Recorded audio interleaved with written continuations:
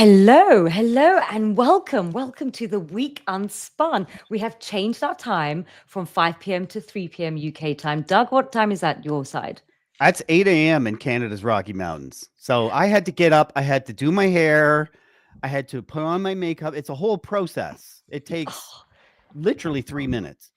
you men have no cause to complain at all. It's us who have But to we do the heavy will. lifting in the aesthetic space. Now the Week Unspun, it is a weekly live look at the world through the eyes of PR professionals from around the world. We have an American, a Brit, a Canadian, and of course there is other parts of the world besides these three countries, but this is what we could gather at this moment. Now, I'm Farzana Baduel, and David, over to you. Yeah, hey, happy to join you from sunny London, just on the other side of the park, and looking forward to today's conversation. Yeah, and I'm in Canada's Rockies. I'm actually in Calgary, and we know the world revolves around Alberta. We fund everything everywhere. That's and we're still Canadian for now. For now. For now. It's Friday and it's been another crazy week. And, we spend the week looking for news stories. Which ones are we going to pick? And every day there's just this tsunami of news stories. There is so much going on. Now, I wanted to start off with spending a little bit of time on the far right London protest that happened here last week. And I wanted to hear from you, Doug. Yeah. So to me, actually, I want to hear about that. And I want to hear about your personal experience with that protest. Not that you were in it, but Yeah. I know you had a bit of an experience. The Jimmy Kimmel firing, and I haven't seen the meme, but somewhere there's got to be a meme of President Trump pointing at a camera saying, "Jimmy, you're fired." And the implications on freedom of speech from this. So I kind of want to go down that path. It's lightening it up over here. Okay, so we're going to talk about London protests. We're going to talk about Jimmy Kimmel in the US, and then David. Yeah, I got a few things, and hopefully we'll have time. I'll try to be a little more efficient with my my discussion this time. But I want to talk about healthcare misinformation. I want to talk a little bit about how communications directors, heads of communication, are dealing with the chaos right now.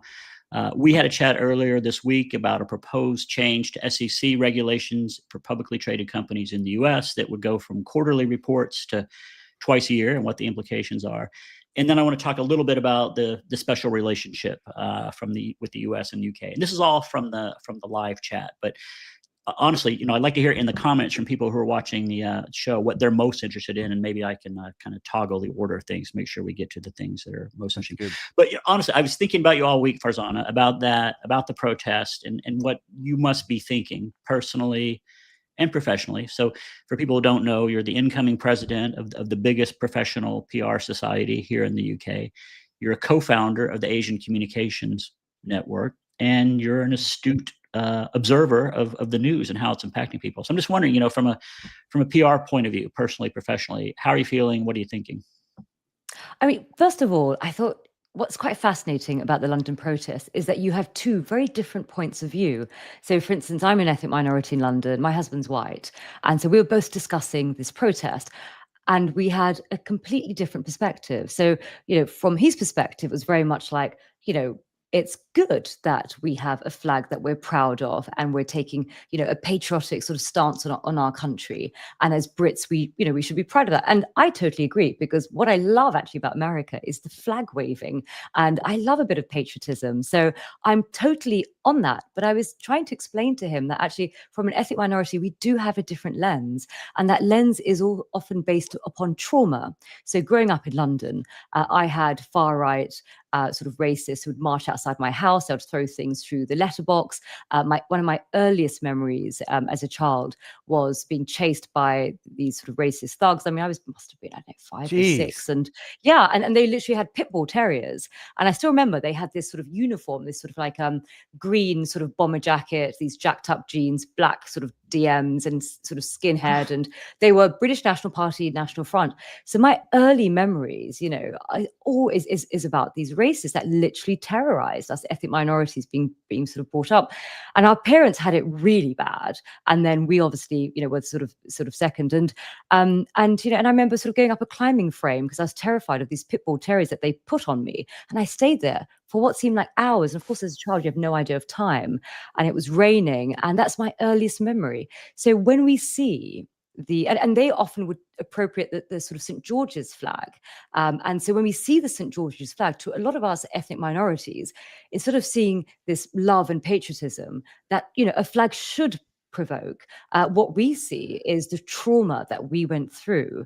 And so I think, so that was a conversation I had with my husband, who's white, and, I'm not ethnic minority. And then you often see, I think there was images from the protest, and you had them sort of burning the Palestinian flag, and a lot of Islamophobic sort of, placards. And as a Muslim, that's really disturbing. Seeing, for me, it's disturbing to see the rise of Islamophobia and anti-Semitism. Any minority that is feeling under threat, for me, equally valid.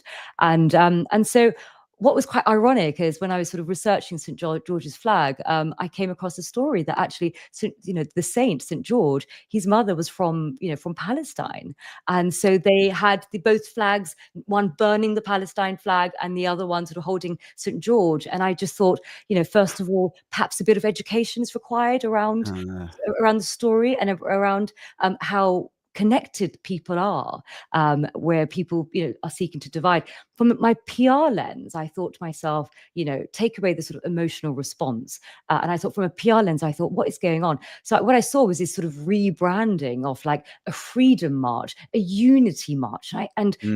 It didn't feel kind of unified to me. I mean, some of the placards there was absolutely horrific in how they were just attacking, and then I sort of think to myself, from an Overton window perspective, of what's acceptable, what isn't.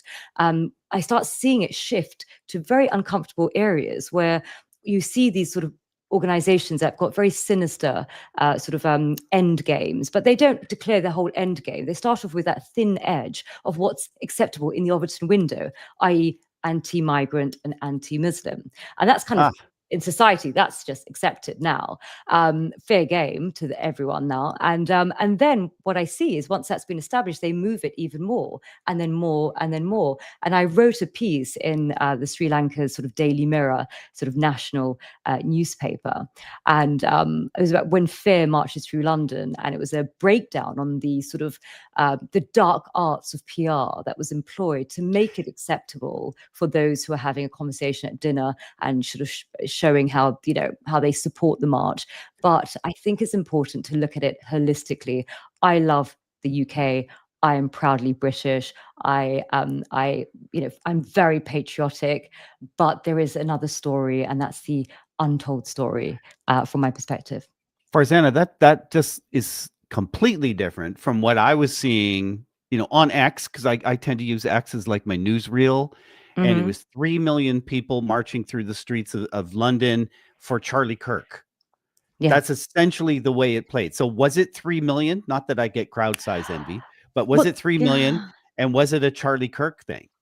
Well, it was interesting because you're in Hyde Park, so that's why for folks over here, this was your hood. This happened through your I would have loved to go and check it out myself, but there was this WhatsApp message that was going around all the ethnic minorities. I wonder if we can get it up and here. So I didn't step outside my house, other than in the morning I went for a walk, and then this was just showing to all the ethnic minorities, basically stay inside. And so I didn't go and see, and so I followed it in the news.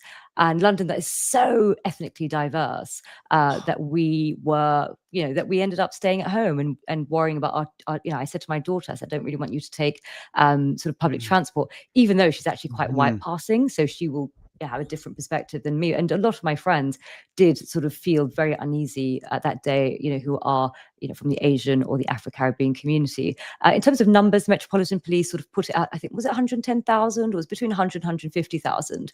And they had various different sort of ways to sort of do that. And then I saw sort of influencers in the US say, 3 million. And not only do they hijack the numbers into something that's completely devoid of reality, but they also change the framing to make it look like it was all done for for Charlie Kirk.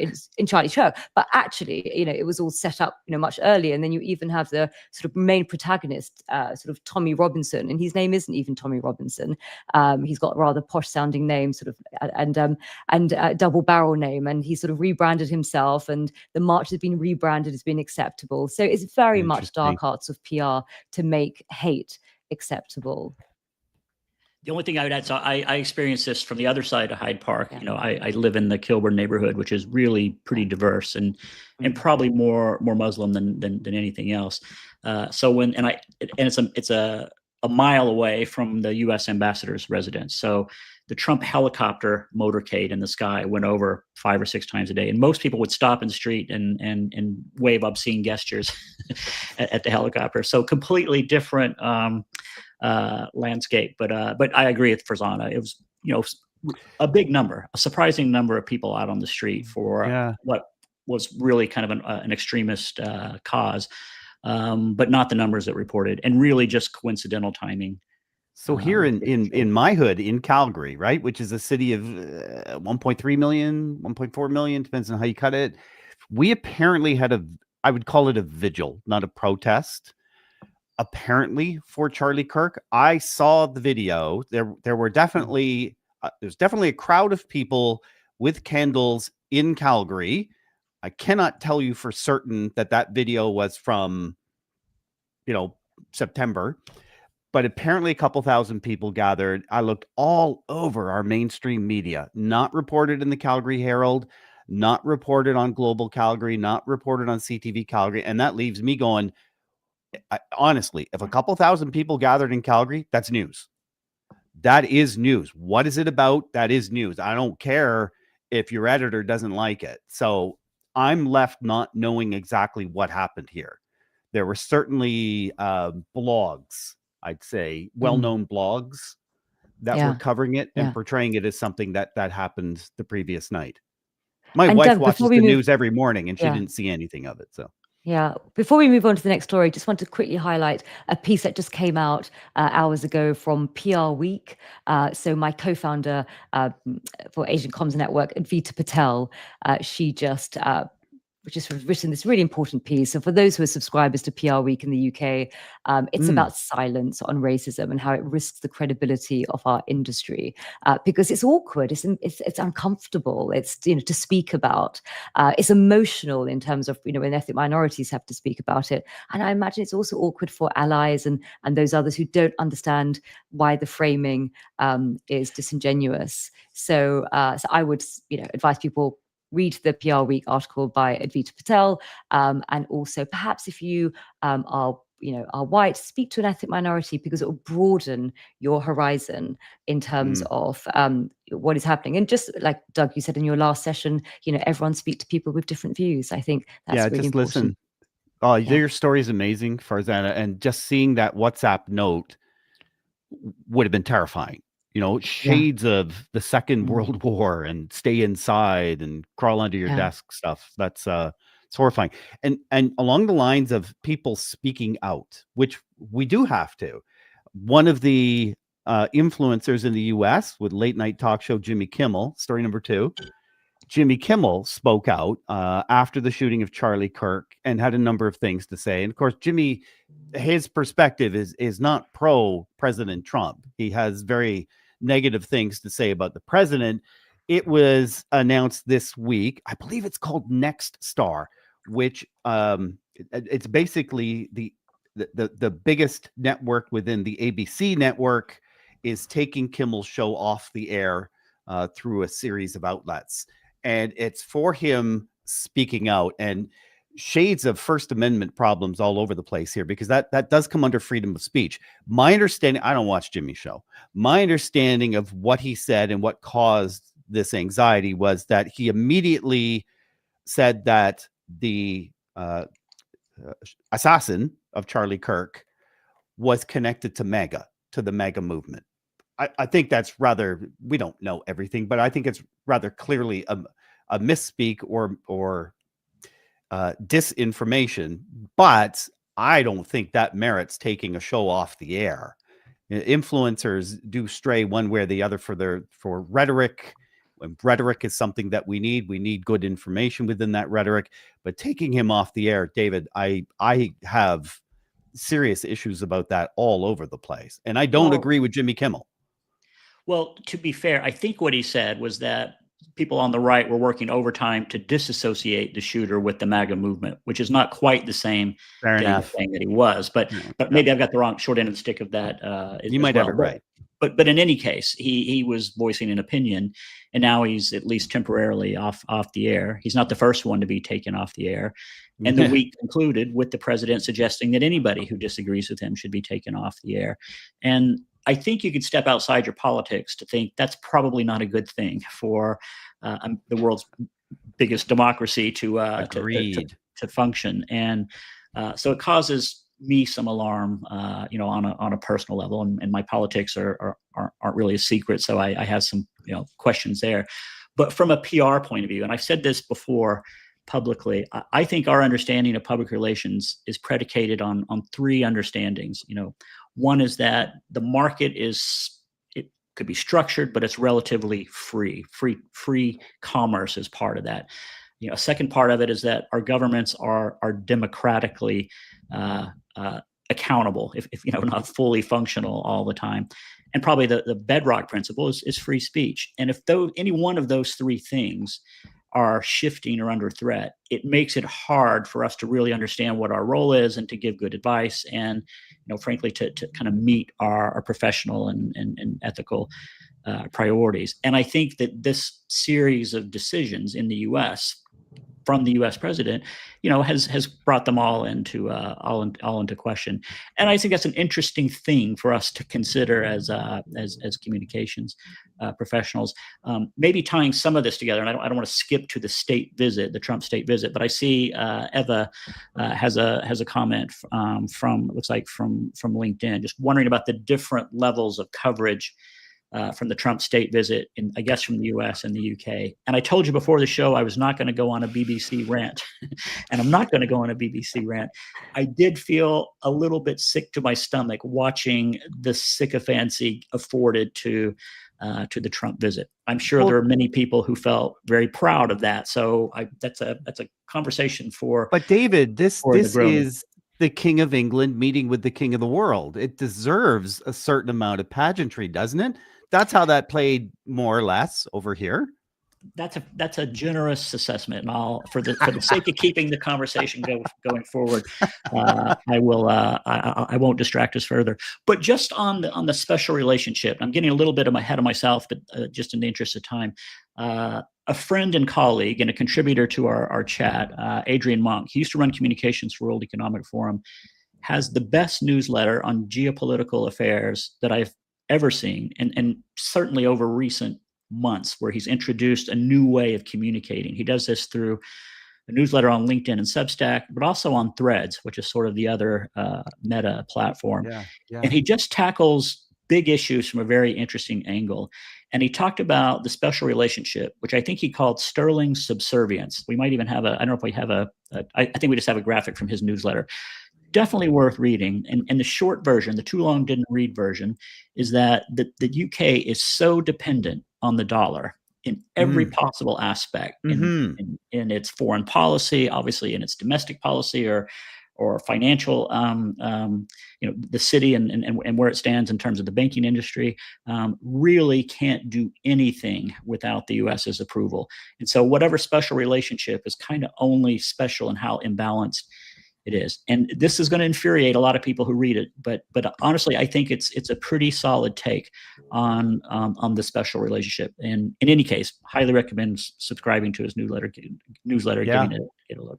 I like Christine's comment here. Yeah, that's absolutely. And that we see that on YouTube as well. Christine, more and more people are not so much watching YouTube as much as listening to YouTube. So it's like morning shows. Nobody watched when I was on morning shows, we knew nobody was watching us. They were listening to us. They were using it as background. That's perfect.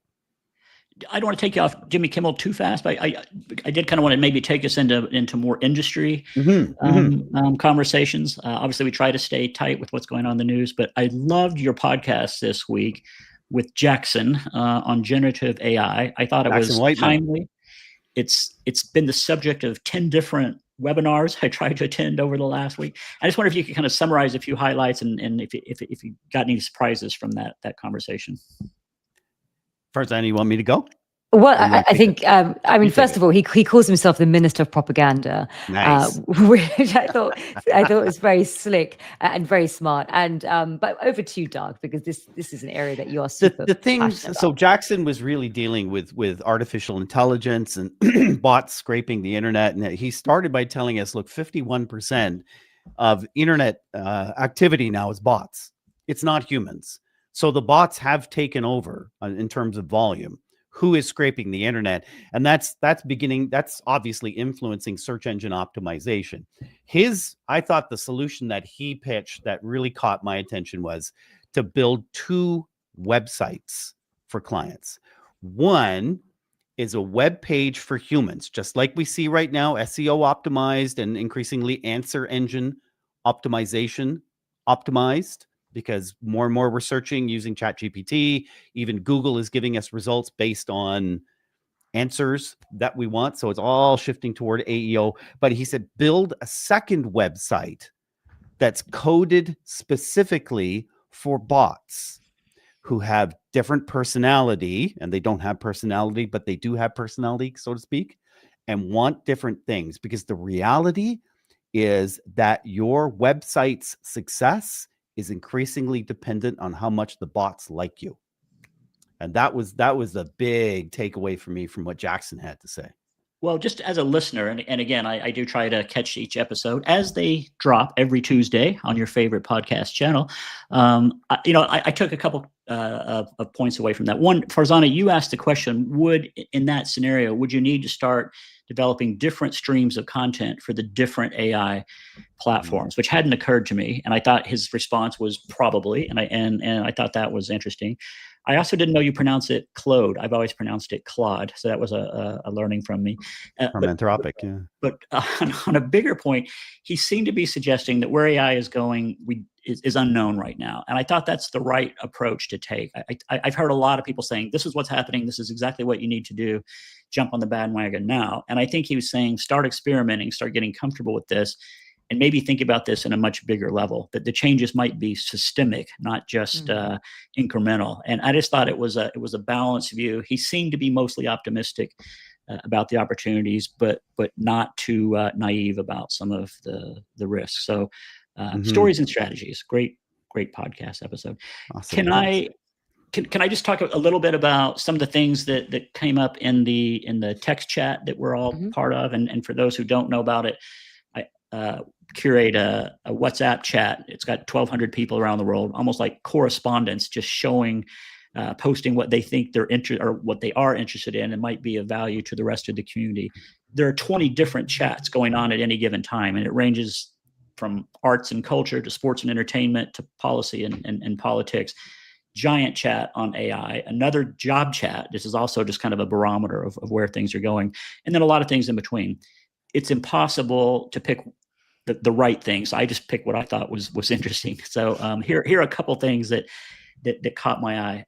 I've been interested in misinformation, disinformation since before it actually had a label. I was cool in that space before it became cool to be in that space. But I have found it fascinating, especially in healthcare. And a contributor, Sonia Cullington, attended an event hosted by the London School of Hygiene and Tropical Medicine, big thinker in global health, and had a few takeaway points from that conversation. And if we could pull up, I see it. It's the recap. So Sonia was quoting Sander van der Linden. He teaches at Cambridge, and he's one of the thinkers in this space about how to pre-bunk misinformation. And this concept has become pretty popular as a proactively defensive measure to battle misinformation. And he's got 3 things here. One, you got to be proactive. It always beats being reactive. So by the time the issue is out there, it's too late to catch up to it. So you can kind of anticipate what's going to be said and take the air out of it. The idea that stories change minds, not facts. And I think that's something that we've talked about on this show. And keeping your messengers as local and relevant as possible. So can't do the whole show or the whole conference justice, but I thought this was an interesting thing. By the way, I try to post links in a newsletter summary to all of these stories. So we're going really fast if you want to go further on that. There was another conversation about the communications director, the chief communications officer. This came from an Ipsos report, the Reputation Council report they just issued for 2025. I can't remember what it's called. The Eye of the Storm, I think is what it was called. And it was how strategically communications directors are recommending silence as the way forward to deal with some of these issues. Strategic silence. Isn't that avoidance? What do you think of that? That's what when I hear silence, I think avoidance, but I get why. Yeah, self-preservation, which Yeah. I get.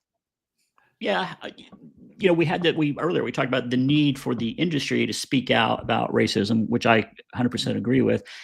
Many things industry should speak out against, but then what is the industry? If its components are compelled to be silent, what is the industry? Just a few points from that report. Council members, these are communications directors who contribute to this report. I think there's 150 of them. So most of them said they prefer. So I think should not speak out on divisive issues. And this is a deliberate decision. And then I guess sort of what does this mean? There's this idea CCO has a role to play in shaping business strategy, and it should be built around purpose. But I don't know. I don't feel entirely comfortable with this. It does feel. The CEO of Disney ran into an issue about a year and a half ago when LGBTQ issues came up, and they didn't speak out. They stayed silent on it. And eventually the CEO of Disney had to apologize. Quoting, "You needed me to step up and say something at this point in time, and I didn't. And I got it wrong." Yep. So especially with Gen Z, especially with Gen Z, they want you to take a stand. Yep. They want to know what you're about before they care what you know. Yep. Well, we're not going to have time to get into this last thing, but you and I talked about this earlier, Doug. The last comment I wanted to make was just about this proposed SEC change. Should publicly traded companies report quarterly as they're required to now? This is in the U.S. or 2 times a year. And the quick summary of that chat, some people said that's just a recipe for shenanigans. Other people said actually it would relieve the workload. A woman named Charlotte West Newman, who works in this space, said actually it might not be a bad idea, but quarterly reporting is probably the way to go to keep us on track, to keep the tough questions in front of us and keep us accountable. And I think that's kind of where I landed on this too. I could see the arguments either way, but it feels like the status quo is probably one to. I think it puts a burden on PR pros. Just because you have fewer reports doesn't mean you have fewer stories. Something's got to fill the narrative. So more news releases, more analyst calls, probably more social media tire pumps. PR pros either become the guardians of trust or the spin doctors of silence. Yep. Well said. Well, last week horn agrees. I got a horn there in approval. Last week you had some sage advice. We were talking about some pretty tough issues, especially around the Charlie Kirk murder, and you suggested that we all go out and find somebody we disagreed with, and try not to persuade them, but just listen. So I did what you said. I talked to 2 MAGA people who I disagree with.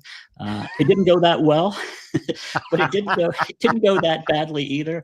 And I did learn a lesson in trying to listen and not speak. So here's if I can do this week, my suggestion for the weekend is get offline.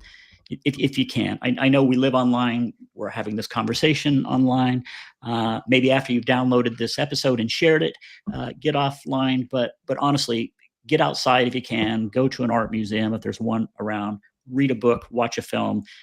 Just turn out the lights if you have to. But I'd say at this point in the week, it's probably good to get offline. So that's my words of advice. And I hope a week without blue screen. Yeah.